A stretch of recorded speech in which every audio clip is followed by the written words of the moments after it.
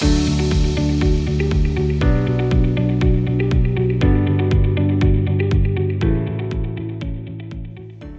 I'm Martin. I'm the software team leader of Ventsim, and one of the main developers of the software currently. I'm Florian. I'm the director for Hardware Ventsim Australia. My name is Leo. So I used to be the general manager of Ventsim. I'm now the director of global mining sales for Chart. And I'm Craig Stewart. I guess I'm the original developer of Ventsim, but I now do independent consulting since a few years ago. All right, so who's got a question or a comment on Ventsim 6, Ventsim's future, or something you want to see in the software in the future?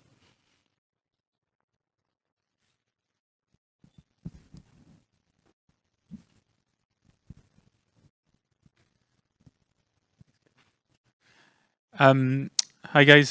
So I guess there's a lot. I see a lot of features, and it's very nice. But I guess working with the software, and Florian, you mentioned a bit about it, and yesterday Negar mentioned a bit about our software. A lot of issue that we see with the software is not the software itself, but sometimes the users don't have the knowledge or the capabilities to work with it, right? Because they don't understand what's going on in the background, and they don't understand the physics behind it. So I guess in terms of better educating the people and what the physics are behind the software, and how to use the software in a better manner, are there any specific efforts that you believe you'll put in there, whatever it could be, right? YouTube videos or whatever it is there that you're planning on maybe incorporating within the software, that it'd be very easy for users to,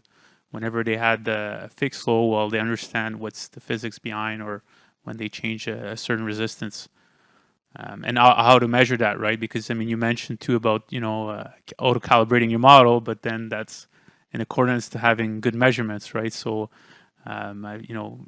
it's very hard there. I've seen some measurements. Well, if you don't go the whole way to the back, right, you won't have a good measurement to calibrate your model anyway. So I just want to put it out there and see if there's any ideas or efforts that would be put into that.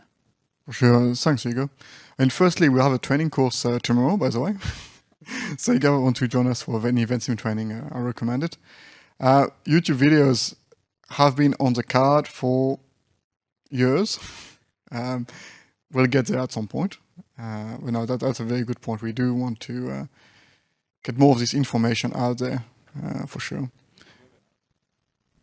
Oh, sorry.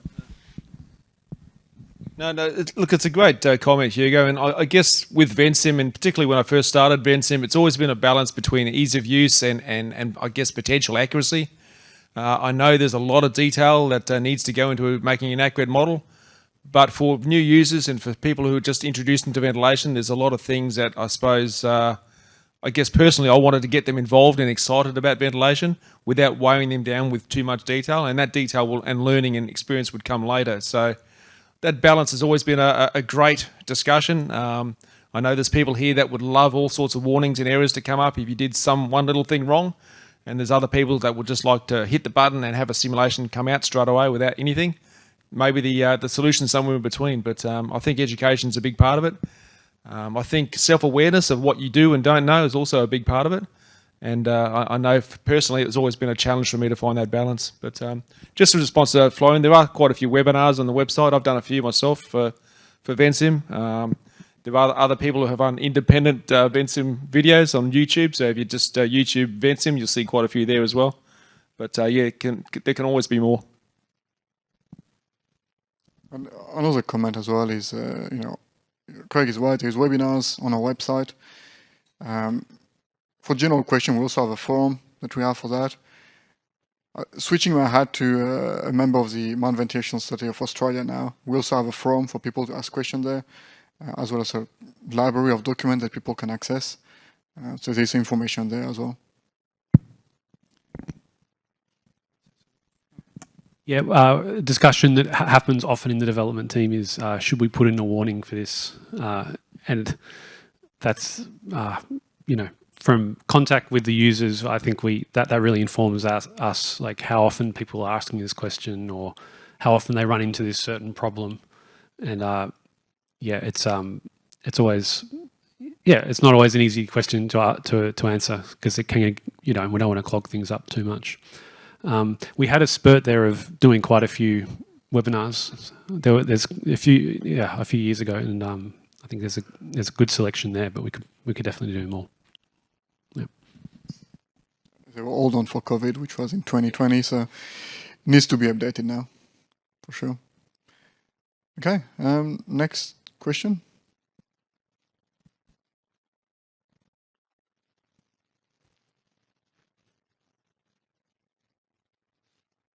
Well, thanks.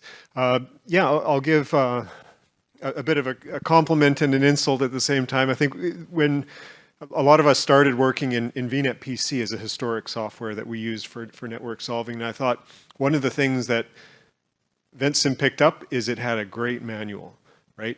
Whatever you ran into, you could hit F1, bang, manual's there, search it, learn what's behind the software, get smart, right? And move on with confidence that you got it right. So my question is, when is the manual getting updated, and out of the new features, how many of them are going to be kind of in the new manual that we see when we hit F1? Thanks for that question. So the manual is probably, it's in a fairly constant state of catching up. We have done some updates for, there's a Ventsim Design 6 manual now, but there are certainly still gaps in it. There's a lot of the very recent stuff we haven't got in there yet, but it's something we need to, like I said, trying to catch up on that. But as against that, look, I think if there is, I don't know if this is an adequate response, but if there is something that you go looking for there and it's not there, we encourage you to contact us, and we will answer any question you have. And the other resource is the forum. So we have written things on the forum about new features, so that's a good place to search. And that's for some things that kind of serves as a bit of a substitute. But there's definitely we take your point on having that manual up to date.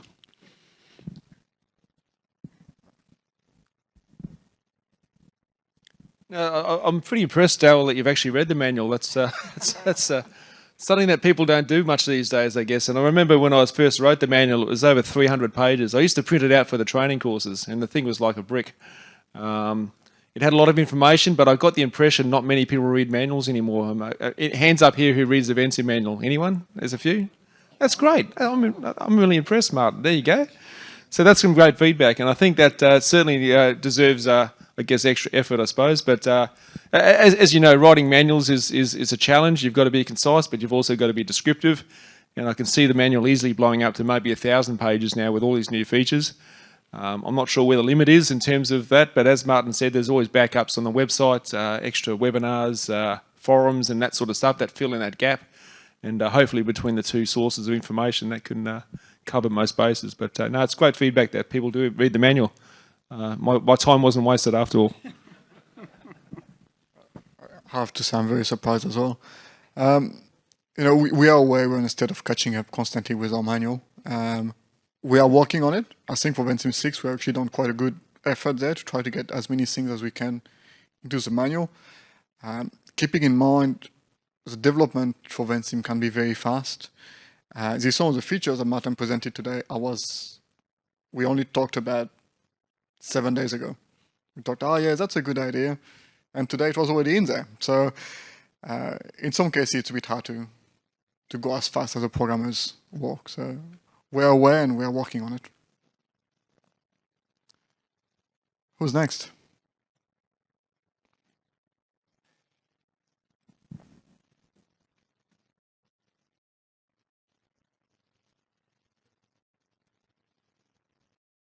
Just want to start off by saying thank you for putting those kind of ease of switching between stages. We got a couple models that have over 10 stages, close to 20 stages. So being able to switch between two, especially adjacent ones, is going to work a lot faster now.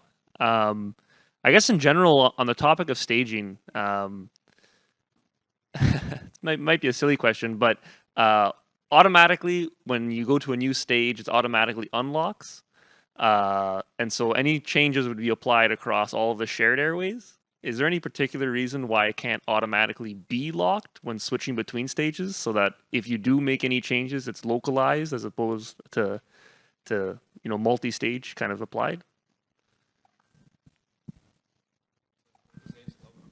Martin, you're the man, mate. But look, I've had this comment myself and many other people. I've made the same error myself. You charge to a new stage, you start making changes, and you say, "Damn, I should have locked it."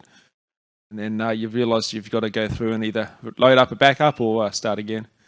There is a bit of a resource delay in locking stages, because it's actually got to save a copy to the hard drive, and you do slow down a bit. But I think personally, Martin, that would be a good option, perhaps. Just a quick one. Who's here made an error with stages in the past with our model? Yeah. I think it would be pretty straightforward to make a setting which would relock the stage on changing it. It'd be easy. That's what we want to hear. Well, yeah. I mean, it's never occurred to me though. So I haven't, I haven't heard that one. But I think we can do it.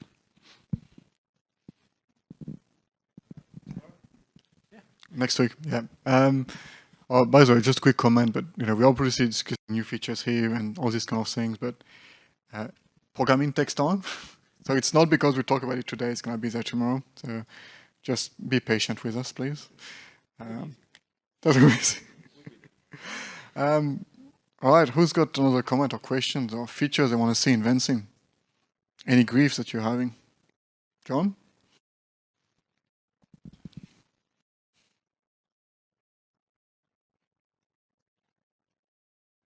So I'm really excited to make better use of VentLog. So shame on me for not yet. But is there any integration considered for automatically taking data from instruments and entering it into VentLog, say via Bluetooth? No, we have not talked about this, but that sounds very interesting. Is there any instrument that you're thinking about specifically that has Bluetooth connection? Yes. Which one? I'd probably start with Kestrels, because it's a pretty common instrument used in South America, especially for everything. But you get a lot of thermodynamic or psychrometric data out of it. On the Kestrel, do you use a Kestrel for vent survey? Not for airflows, but for temperatures and humidity, yes. Okay, good to hear. No, we haven't talked about getting Bluetooth linked with Kestrel, but I guess that's something that's possible. Do you have a contact at Kestrel, or someone has a contact at Kestrel that we can discuss? No, sorry. All right. We'll look into it. No, it's a good idea. I like it. Especially with a new VentLog coming up, hopefully soon. Definitely a good point. And definitely try VentLog. All right. Who's the next question or comment features that you'd like to see? We got two, Ian. Oh, yeah, I think the concept there of using the unified database that's accessible to all of the users is there. And then when you start thinking about the stage application, will the stages then be applicable to a particular user? So they would then open up and apply it to the database for themselves? Or is it going to be a simple set of stages, or is there going to be more than 32 stages available?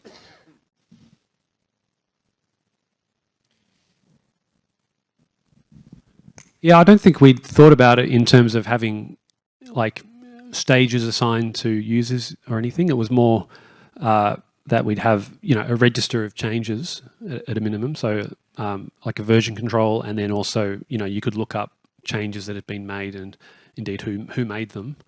So I suppose part of that register would be what stages were changed, and so. What I'm thinking of here is, so you've got a long-range planning team that's working with the model to do long range projection. What they're staging is going to be different than, say, what your short range or your technician is working with in the field, and how they use the model will be different. But then everybody's using the same database. Yep.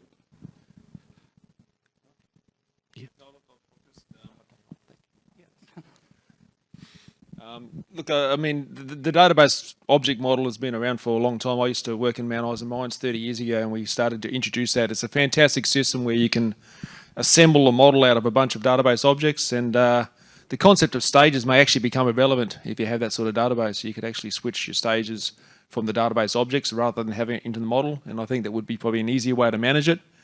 It certainly is an ambitious target if you want to try to do this. I think having multiple users access the same model without stepping on each other's toes and changing things that people don't know about, having an approval process to submit those changes as well is obviously an extra layer of, I guess, red tape and control. But that said, I think for large companies it is a great target, and I think something that would be appreciated. But don't underestimate the challenge of doing it. So, yeah. Wasn't saying it was going to be easy, guys. Neither was I. No, we're very well aware it's going to be changing. Rome wasn't built in a day, and neither will the database version. The idea of multiple people accessing it at the same time is probably going to be one of the latest things to come in. It's probably more going to be about version control, going back to versions.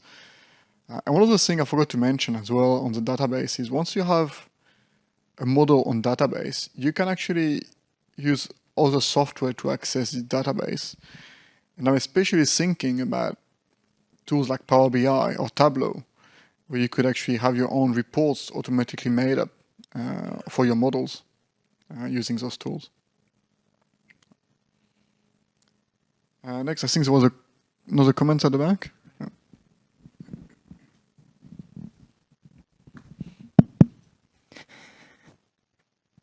This is a refrigeration question. I guess there's always a balance between mine ventilation design and an air cooling required, and it can be heating also, but I'll talk about air cooling. That then feeds into the refrigeration design, and that's different. Is there an appetite to include some refrigeration design into Ventsim? So, for example, the behavior of direct contact or indirect contact heat exchangers, you give it a factor of merit. What does the temperature of the water need to be in to achieve that cooling? And then that could get out of hand. You could go back to the refrigeration machine itself. But Howden has that type of information, and this is the reason for the question. And then that could feed into heat rejection also. And you could look at the heat rejection circuit. So, pump sim, I'm sure, was born from this type of thing, and that's getting integrated. Is there an appetite, or do you think there should be a strict division between refrigeration design and what Ventsim's trying to do, or do you think it can be integrated? I guess I'll start. Especially when we integrate Ventsim and PumpSim, I would like to see both of those two things integrated. Now, whether we're a long way or not, that's another question. Another part of it is, and Martin, you're going to correct me, but I'm pretty sure we have the possibility of simulating heaters as indirect or direct, as well as with the cooling, looking at factor of merits, water temperatures, and these kind of things. You want to confirm, Martin? Yep, you can set up a factor of a coefficient of performance and other parameters around a cooler. So I presented coolers in the session before lunch, and there were other things there that I didn't talk about. So you can get information on the chilled water that you require. So it's not too deep. It doesn't go much further than that. Like you said, we could go further. I suppose it's a question around what we want to do with Ventsim and what we want to include there. Like, there's always a decision about what like this comes down to modeling a fan or a cooler. There's a boundary where you go, this is the information we need, and you input that information, and then sometimes you might think, well, maybe we want to bring more information in, such as coefficient of performance or something. So there's always a line there that's being negotiated, and probably one that, yeah, we've pushed it out a little bit with the coolers. We've got a few inputs there associated with the cooler performance, and yeah, it's something to think about. We could potentially do more.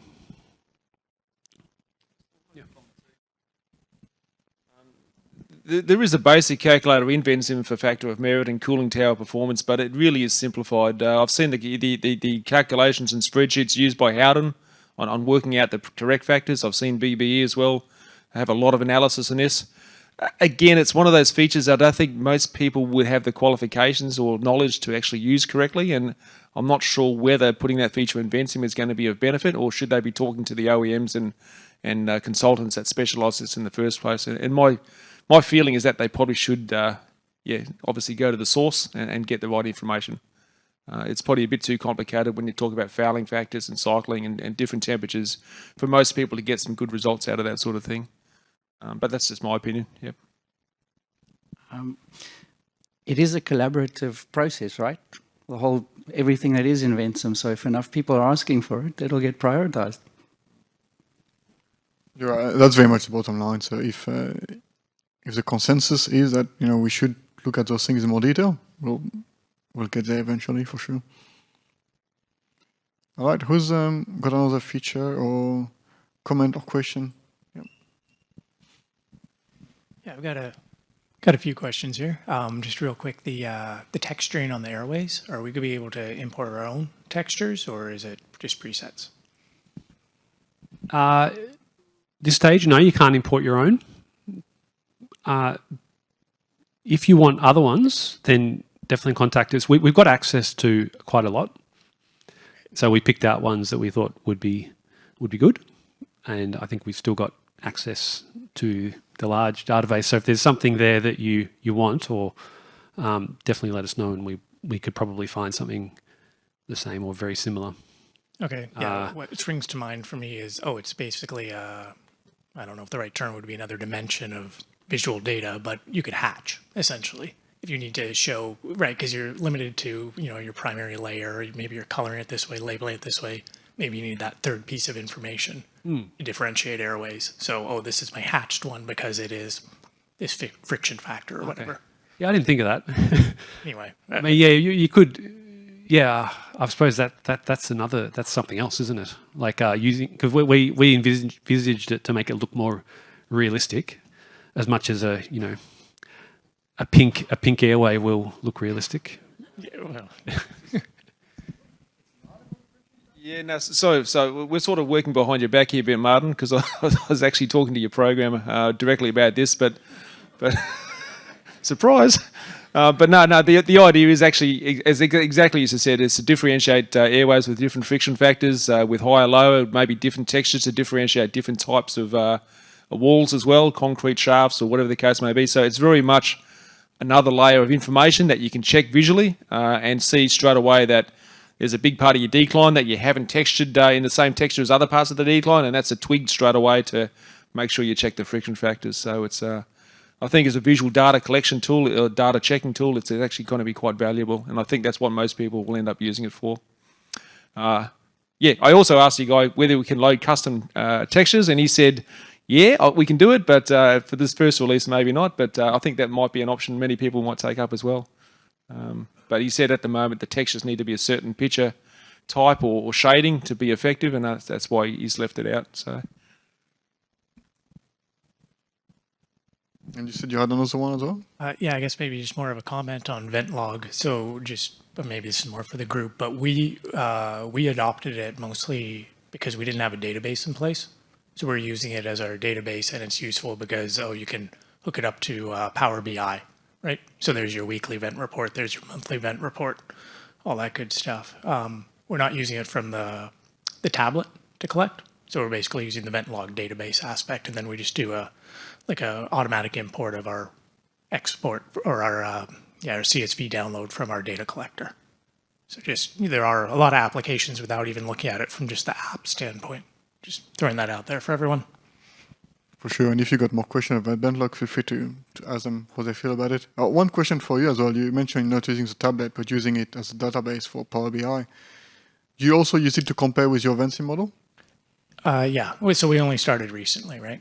But yeah, that was one of the attractions to doing that instead of just building a database, which would have been a little simpler, right? Because then you could control the structure 100% yourself. But because it ties into Ventsim, it's pretty handy, right? Define your station in Ventsim, and then, hey, here's your history of data.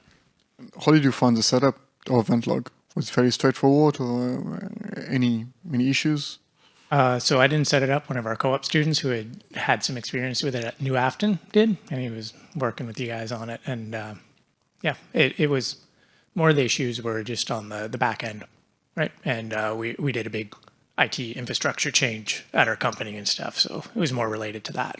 And now it's been pretty easy, right? You can, as long as you're comfortable doing a little bit of database administration, to throw a few helper tables in and all that to make the reporting easier. Okay, thank you.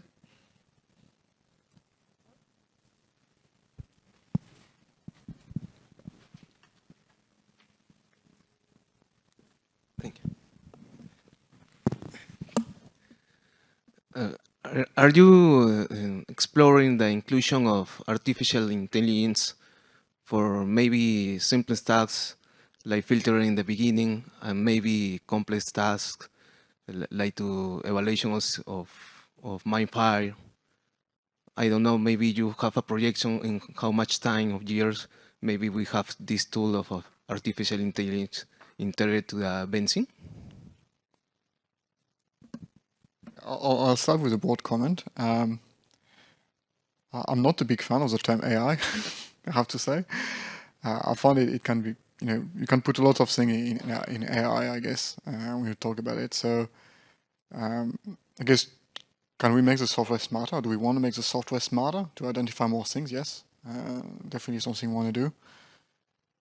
I've talked with a few people about the fact there's lots of data in the industry nowadays that are accessible, and we can do lots of things with it. So if there's any data you want to, think about the things you want to do with it, feel free to let us know. We can have a look at ideas about it. I'm personally quite aware and very interested in the large amount of data available nowadays in mine ventilation. About 5 years ago, there wasn't communication installed on the ground. There wasn't many live sensors. Nowadays, it's becoming a lot more mainstream.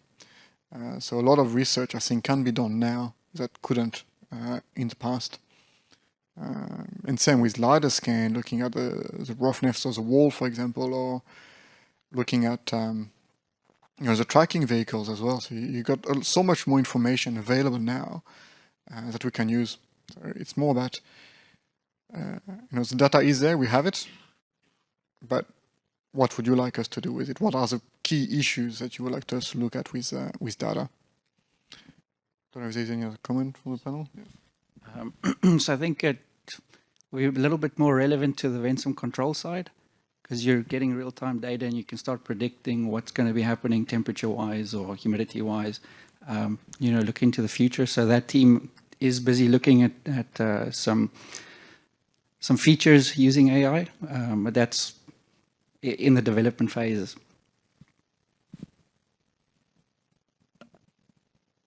Okay, another comment, question, feature request?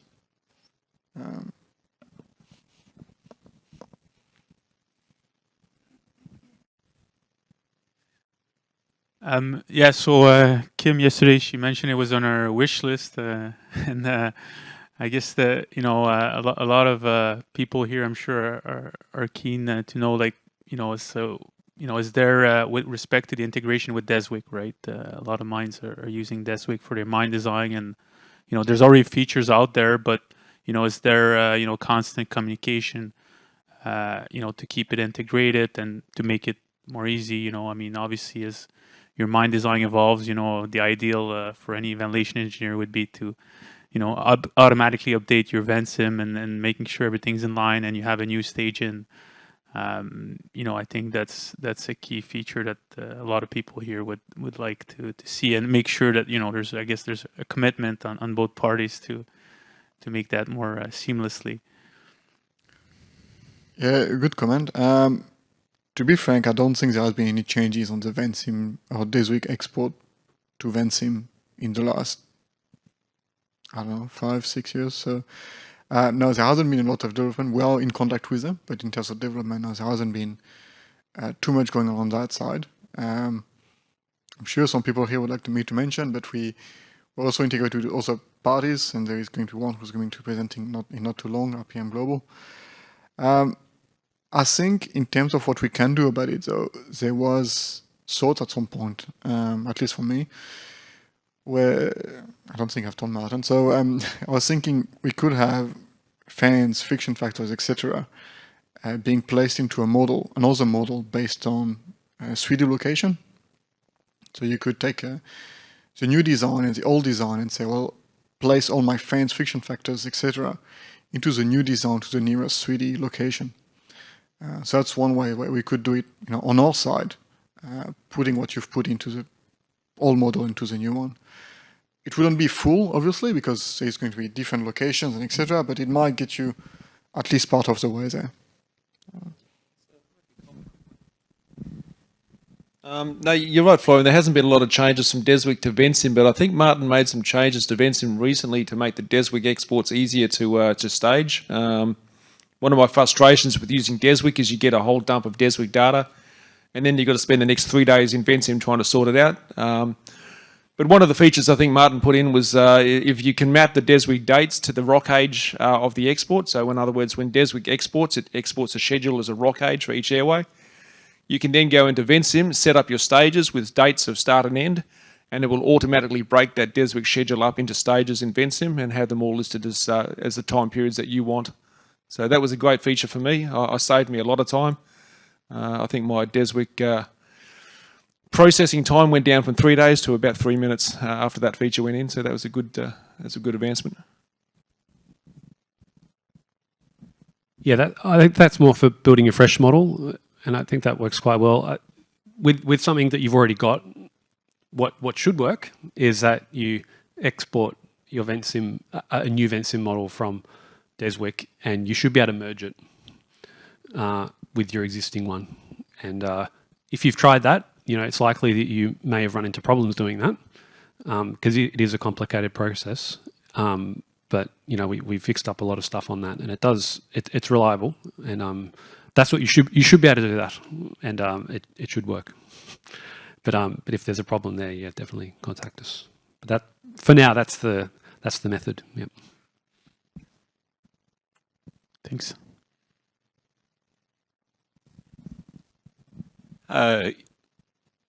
He presented the question better than I could, but I was trying to find out who was the person in the audience who did the presentation, a woman, and I asked the question, what would you like to see?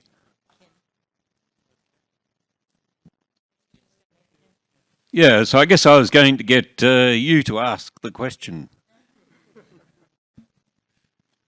Like, what can't you do at the moment?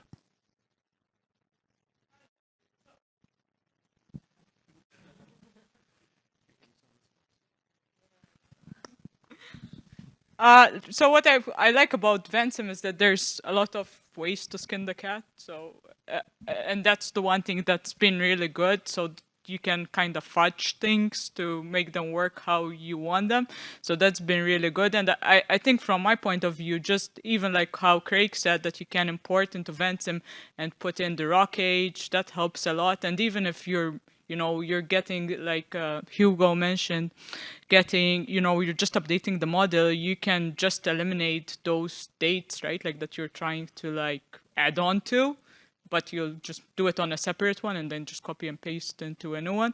So there's a lot of things that can work. So I really don't know what else we can. What I really wish is that we have a disclaimer or something that says which version this was created in, because we have a lot of problems with IT updating softwares.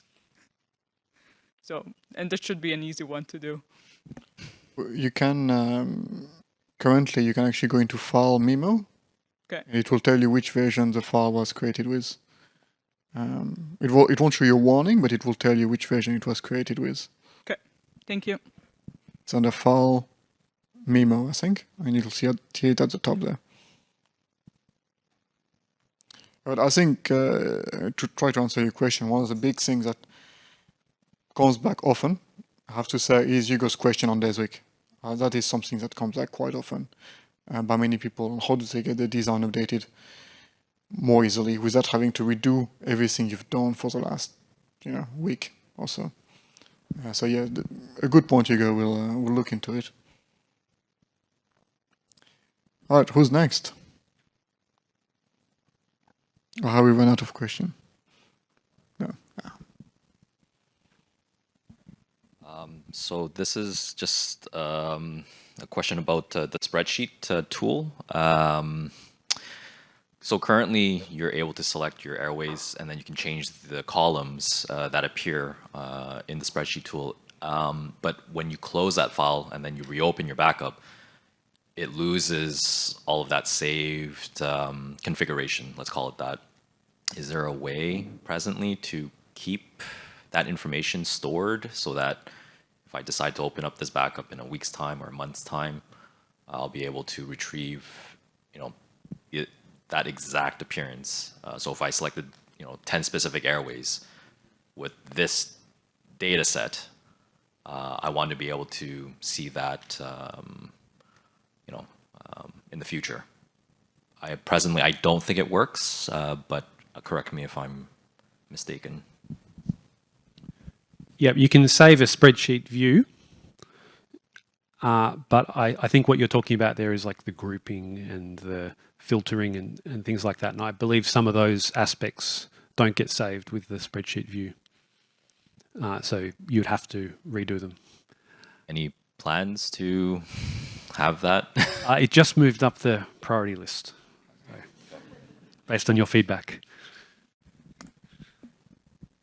If I may as well, I think another part of the data analysis that we're trying to push at the moment is using the stage graph.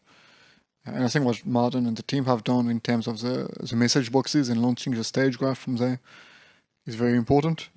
So I actually have some feedback on Martin on that one. Just a different way to set up to show the data once it goes to Excel. But it is probably one of the ways we are looking at more and more in the future to try to extract data for every stage at once without having to, redo different things. So I think the stage graph is where a lot of the development is going to be in terms of extracting data down the track, especially because it has the ability to look at multiple stages, multiple data, but also do some basic operation like sum, etc. Okay, another question, comment, feature, request?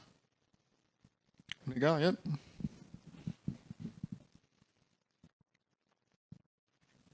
So working with Mind Design team, there has been circumstances that we wanted to transfer the XF files from our Ventsim model to DESIGN for them to elaborate on the design and make it proper. But in my experience, we always had challenge to export the XF from our Ventsim and import it to DESIGN. Has there been any work done on that? Is there any feature that I may be missing on my side? So we usually typically it's Mind Design gives us the XF files and we go with it, but frequently we need to do the reverse. So we give them some strings to work with. Or is it a case where you're suggesting to add more shots, a new shot, for example, at a specific location or something like that? Yeah. Should be able to use a DXF export in Ventsim. I'm not aware of any issues in using it and putting it back into DESIGN, but happy to have a look at it more in detail.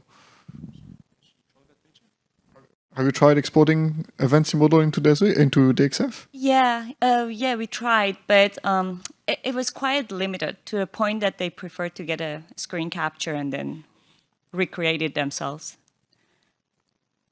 Yeah, I'll be keen to have a look at the model itself. Sure, sounds good. For sure.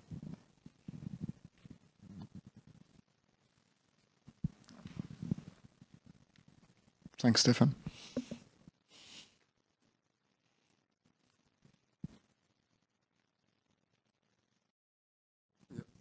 I think I've had similar experience in that because my background has been mining and ventilation, and if you do filtering in the Ventsim model and you export, you don't get the radius of curvatures for them to work with it. So, but if it's a vent race or a single line, it works perfect. Yeah, but if it's an elaborate design, you don't get it. Okay, that's good to know. All right, who's next? Or do we have anyone next? Yes, we do. Dr. Sesmidu at the back. Before that, maybe if I can add just one thing. I think I've used a couple of mining softwares, and Ventsim is one of the best user-friendly softwares. And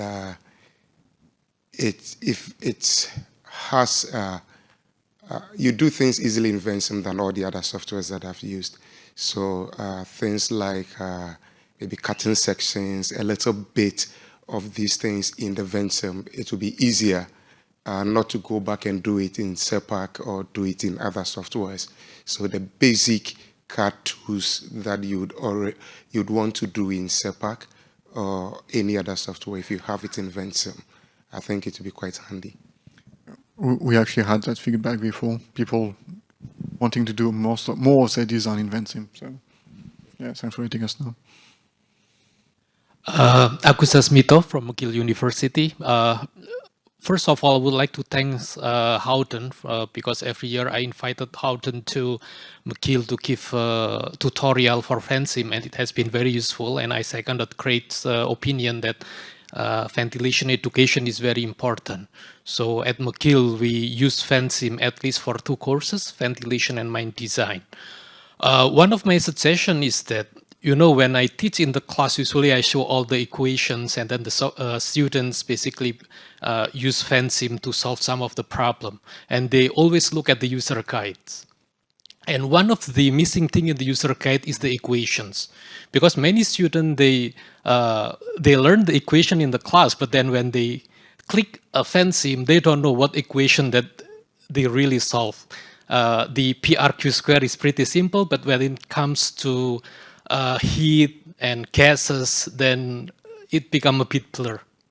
Yeah, that's one of my, I guess, suggestion. Thank you.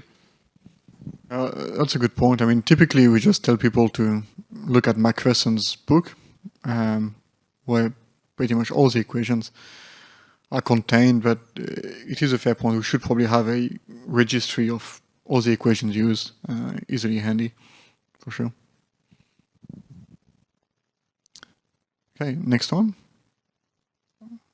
Assuming there is a next one. No, anyone else? Any last taker?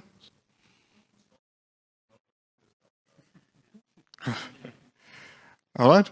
Well, thanks everyone for joining in and participating. It was great feedback so far. And if you think about something else later on, just let us know anyway. We have our support email that I was planning to put on the screen, but I didn't get the chance. But typically, if you want to contact us or contact the support team, you contact ventsim.support@howden.com. It's an email address that is monitored every day, pretty much, not on weekends. Also monitored in Canada. Very important to note that the team here is also monitoring it. So if you have support issues in this part of the world, you're not necessarily going to wait for the next day for an answer. You might get an answer on the same day, which is nice to know. So yeah, if any feedback, any issues, ventsim.support@howden.com, or you can head to our forum, find someone who has the same issue, or post your questions so someone else can find it later. Okay. Well, thanks everyone.